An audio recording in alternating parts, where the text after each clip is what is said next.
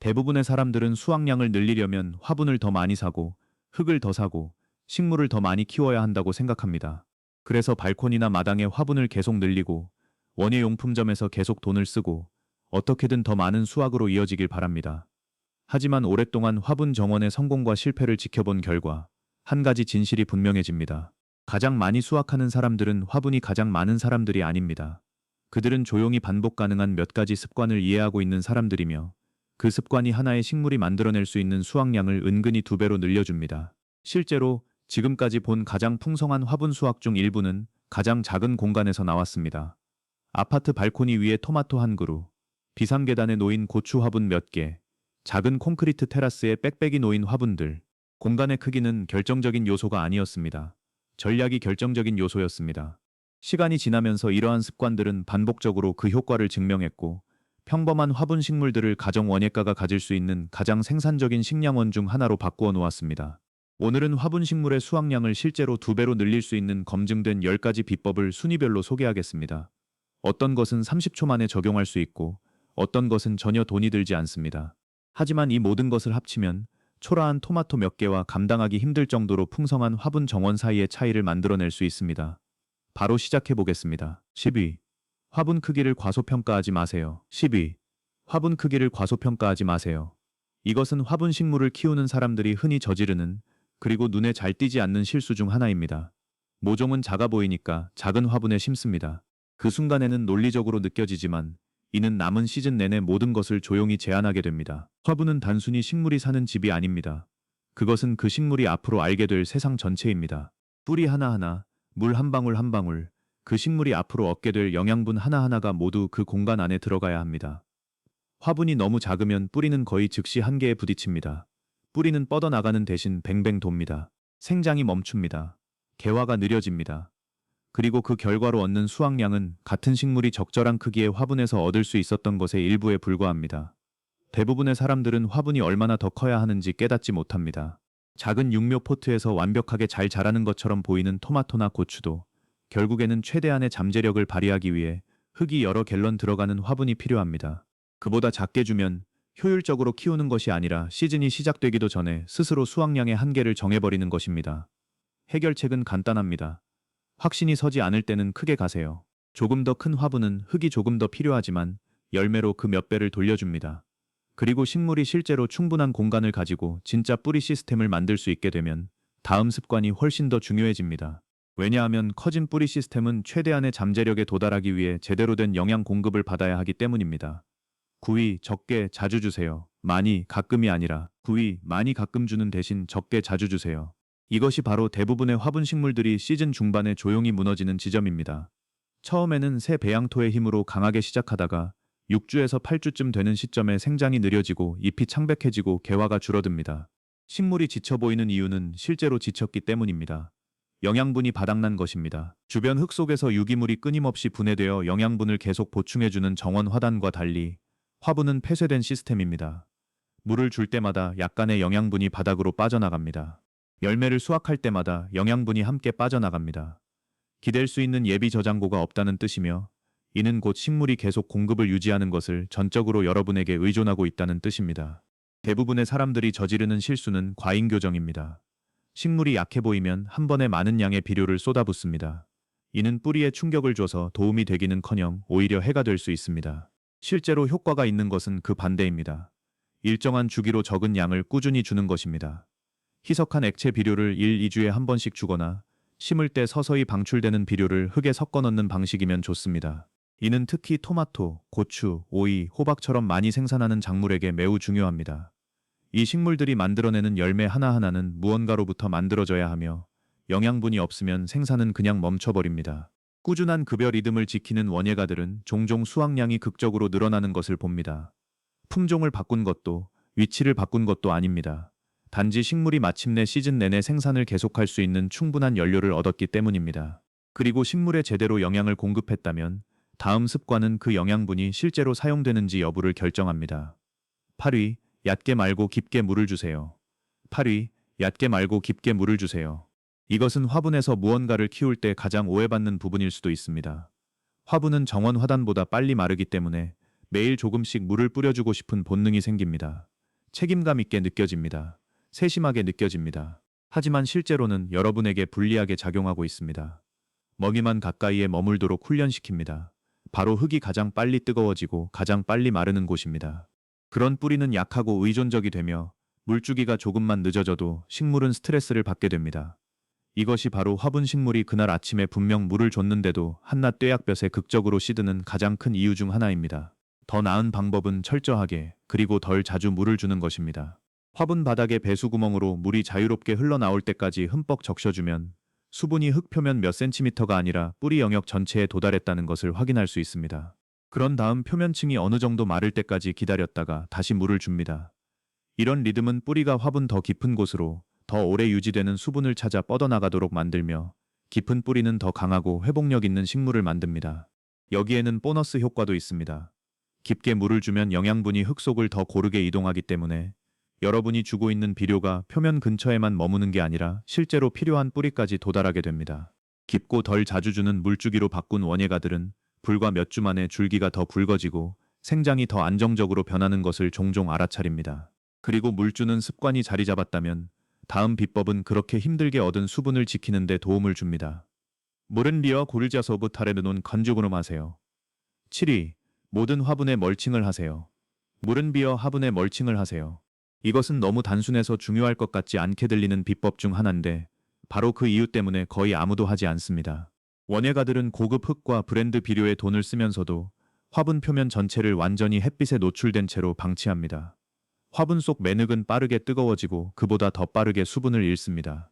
더운 날에는 화분 표면층이 그 바로 아래 뿌리에 스트레스를 줄 만큼 뜨거워질 수 있고 그날 아침에 준 물은 식물이 사용하기도 전에 증발해버릴 수 있습니다. 결과적으로 물을 더 자주 줘야 하고 스트레스가 늘어나며 생장이 불안정해집니다. 간단한 멀칭층이 이 모든 것을 바꿔놓습니다. 집, 잘게 자른 낙엽, 나무 껍질, 심지어 퇴비 한 층을 흙 위에 덮어주면 단열재 역할을 합니다. 증발을 늦추고 뿌리 온도를 더 안정적으로 유지하며 물을 줘야 하는 빈도를 처음부터 줄여줍니다. 폭염이 오면 이 한 가지 습관만으로도 계속 생산하는 식물과 완전히 멈춰버리는 식물의 차이를 만들 수 있습니다. 멀칭은 또한 표면 흙에 잡초 씨앗이 자리 잡는 것을 막아주고 화분을 눈에 띄게 더 정돈되어 보이게 만듭니다. 멀칭을 시작한 대부분의 원예가들은 물을 훨씬 덜 주게 됐다는 사실에 놀라고 몇 주 안에 식물이 더 건강하고 안정적으로 자라는 것을 보고 더욱 놀랍니다. 가장 저렴한 업그레이드 중 하나이면서 시즌 내내 그 효과가 계속됩니다. 시즌 내내 효과가 계속되는 이야기가 나온 김에 다음 비법은 식물이 위로 자랄 공간이 부족해지지 않도록 하는 방법에 관한 것입니다. 6위. 모든 것을 수직으로 키우세요. 6위. 모든 것을 수직으로 키우도록 유인하세요. 대부분의 사람들은 화분 정원을 계획할 때 오로지 바닥 면적만 생각합니다. 발코니에 화분이 몇 개나 들어가는지, 바닥 공간이 얼마나 있는지, 화분들을 얼마나 떨어뜨려야 하는지. 하지만 경험 많은 원예가들은 완전히 다른 것을 생각합니다. 바로 그 바닥 면적 위의 공중입니다. 오이를 예로 들어보겠습니다. 그냥 늘어지게 두면 엄청난 공간을 차지하고 열매는 찾기도 힘들고 상하기도 쉬워집니다. 같은 식물을 간단한 지지대나 케이지에 올려주면 아주 작은 면적만 차지하면서도 종종 더 많은 열매를 맺습니다. 잎 주변의 통풍이 좋아져서 병해가 줄어들고 식물이 뒤엉킨 덩굴을 관리하는 데 쓸 에너지를 열매에 쓸 수 있기 때문입니다. 콩, 오이, 작은 멜론, 심지어 일부 호박 품종도 모두 수직 지지대에 아름답게 반응합니다. 열매가 깨끗하게 눈에 잘 띄는 곳에 매달리고 젖은 흙 위에 놓이지 않으니 더 깨끗하게 유지되며 잎사귀를 해치며 익은 열매를 찾을 필요가 없어 수확이 훨씬 쉬워집니다. 이 한 가지 변화만으로 작은 공간의 생산량이 완전히 달라질 수 있습니다. 예전에는 그냥 늘어지게 자라던 식물이 소박한 수확량을 냈던 같은 화분이 식물을 위로 자라도록 훈련시키면 두세 배 더 많은 수확량을 낼 수 있습니다. 저렴한 지지대, 토마토 케이지 혹은 몇 개의 말뚝과 끈만 있으면 되는 경우가 많습니다. 그리고 식물들이 효율적으로 위로 자라기 시작하면 다음 습관은 그 열매들이 익었을 때 단 하나도 낭비되지 않도록 해줍니다. 5위. 일찍 따고 자주 따세요. 5위. 일찍 따고 자주 따세요. 이 비법은 거의 모든 사람의 첫 본능과 반대됩니다. 첫 본능은 열매가 조금 더 커지길 바라며 나무에 조금 더 남겨두는 것입니다. 크면 더 많은 것처럼 느껴집니다. 실제로는 대부분 그 반대입니다. 먼전 식물의 입장에서 열매를 맺는 전체적인 목표는 씨앗을 만드는 것입니다. 열매 하나를 완전히 다 자라게 만드는 데 성공했다고 인식하는 순간 식물은 그 임무를 완수했다고 여기고 새로운 꽃 생산을 늦추기 시작합니다. 즉, 여러분이 그냥 두고 아주 크게 키운 애호박 하나하나, 조금 더 오래 매달아둔 콩꼬투리 하나하나, 완전히 익을 때까지 기다렸다가 딴 고추 하나하나가 조용히 식물에게 속도를 늦추라고 신호를 보내는 셈입니다. 더 일찍, 더 자주 수확하는 것은 정반대의 신호를 보냅니다. 아직 임무가 끝나지 않았다고 식물에게 말해주는 것이며, 그래서 식물은 방금 제거된 열매를 대체하기 위해 계속 꽃을 피우고 계속 새로운 열매를 맺습니다. 일주일에 한 번이 아니라 며칠에 한 번씩 수확하는 원예가들은 개별 열매는 더 작아도 시즌 전체에 걸쳐 훨씬 더 많은 총 수확량을 거둔다는 사실에 종종 놀랍니다. 여기에는 맛에 대한 보너스도 있습니다. 어린 채소는 거의 항상 더 부드럽고 맛이 좋습니다. 그러니 이것은 단순한 생산성 비법이 아니라 품질을 높이는 방법이기도 합니다. 여름 내내 끊임없이 수확하는 것처럼 보이는 원예가들은 다른 사람들과 다른 식물을 키우고 있는 것이 아닙니다. 그저 더 일찍 따고 더 자주 따고 있을 뿐이며 식물은 그에 대한 보답을 하고 있는 것입니다. 자주 수확하는 리듬이 자리 잡았다면 다음 비법은 식물이 계속 반응할 수 있는 원재료를 갖추도록 해줍니다. 미사위, 화분에 식물을 맞추세요. 그 반대가 아니라 많은 화분에 간부를 맞추세요. 화분을 식물에 맞추는 게 아니라 많은 화분 식물의 어려움은 한 가지 단순한 불일치에서 비롯됩니다. 크고 늘어지는 품종에 반해서 애초에 그 품종을 지탱할 수 없는 화분에 억지로 심으려는 것입니다.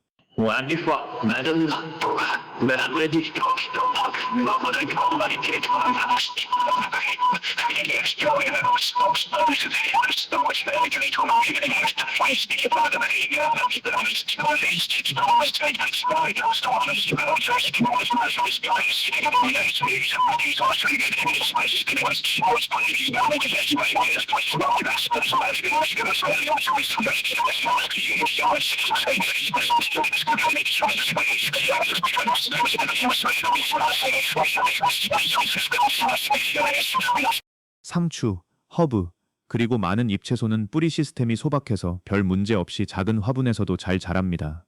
하지만 토마토, 고추, 오이, 호박은 왕성한 결실을 뒷받침할 수 있는 뿌리 시스템을 만들기 위해 진짜 넓은 공간이 필요합니다. 이런 식물을 크기가 작은 화분에 우겨 넣으면 생장에 에너지를 쏟는 대신 시즌 내내 물과 영양분을 확보하려고 싸우게 됩니다. 크기뿐만 아니라 화분의 재질과 모양도 중요합니다. 깊고 넓은 화분은 얕은 화분보다 훨씬 더 많은 수분을 유지하고 온도 변화를 훨씬 잘 완충하며 이는 폭염이 닥쳤을 때 엄청나게 중요해집니다. 잘 맞는 화분은 식물이 생존이 아니라 온전히 생산에 집중할 수 있는 안정적인 환경을 만들어줍니다. 크기가 작은 화분을 더 적절한 것으로 업그레이드한 많은 원예가들은 그 차이에 놀랍니다. 품종이 바뀐 것도 아니고 원예가의 실력이 바뀐 것도 아닙니다. 화분이 바뀌었을 뿐인데 갑자기 몇 달 동안 고전하던 같은 식물이 왕성하게 자라기 시작합니다. 시즌 초반에 이 조합을 제대로 맞추는 것은 이후 모든 것을 조용히 결정짓는 작은 결정 중 하나입니다. 그리고 알맞은 식물에 알맞은 화분을 갖췄다면 다음 비법은 애초에 화분 생활을 위해 태어난 것 같은 품종을 선택하는 것에 관한 것입니다. 3위. 화분에 잘 맞는 품종을 선택하세요. 3위. 화분에 맞게 개량된 품종을 선택하세요. 모든 식물이 화분을 타협처럼 여기는 것은 아닙니다. 일부는 노지에서보다 화분에서 실제로 더 잘 자라며 어떤 품종이 그런지 아는 것만으로도 결과가 극적으로 달라질 수 있습니다. 언얼, 방울토마토나 대추방울토마토 품종이 좋은 예입니다. 큰 슬라이싱용 토마토는 까다롭고 늘어지기 쉽지만 많은 소형 방울토마토 품종은 화분에서 왕성하게 자라며 크기에 비해 놀라운 양의 열매를 맺습니다. 고추도 비슷합니다. 원래 뿌리 시스템이 소박해서 화분 생활에 잘 맞습니다. 덤불형 콩 품종, 소형 오이 품종, 그리고 대부분의 허브도 화분에서 뛰어난 성과를 보이는데 이는 화분이 노지에서는 재현하기 힘든 배수와 흙 품질에 대한 정밀한 통제를 가능하게 해주기 때문입니다. 많은 초보자들이 저지르는 실수는 잘못된 질문을 하는 것입니다. 이 식물이 화분에서 살아남을 수 있는지 묻는 대신 어떤 식물이 실제로 화분을 선호하는지 물어야 합니다.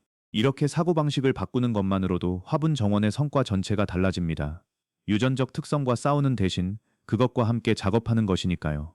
의도적으로 화분에 적합한 품종을 선택한 원예가들은 일관되게 더 건강한 식물과 더 풍성한 수확량을 매일 큰 노력 없이 얻었다고 보고합니다.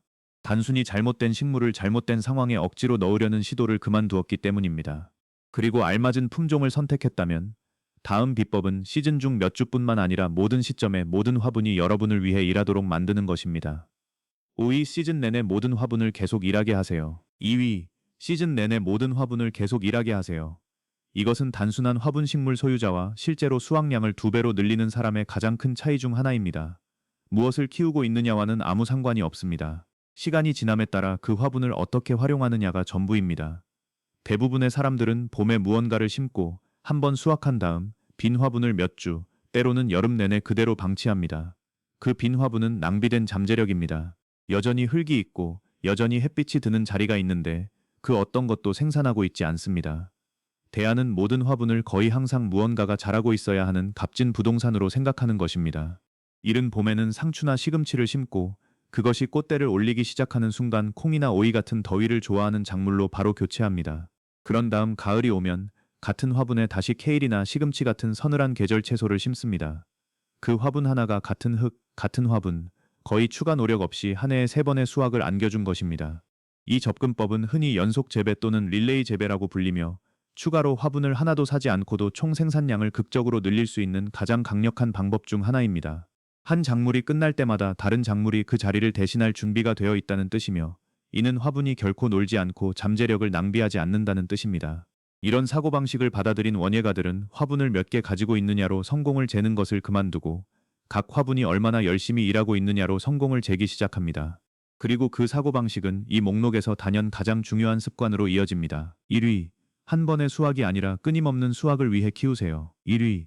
한 번의 수확이 아니라 끊임없는 수확을 위해 키우세요.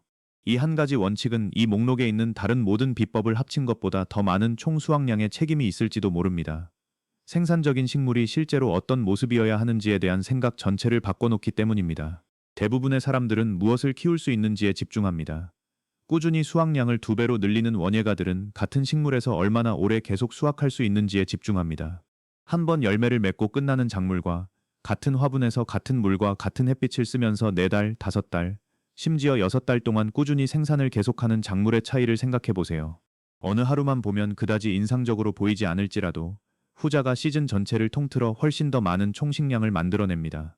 이것이 바로 근대, 케일, 그리고 많은 허브 같은 잎채소가 수확량을 극대화하도록 설계된 화분 정원에서 그렇게 귀중한 이유입니다. 식물을 뽑지 않고도 계속해서 잎을 딸 수 있으며 수확할 때마다 새로운 생장이 촉발되어 가져간 것을 대체합니다.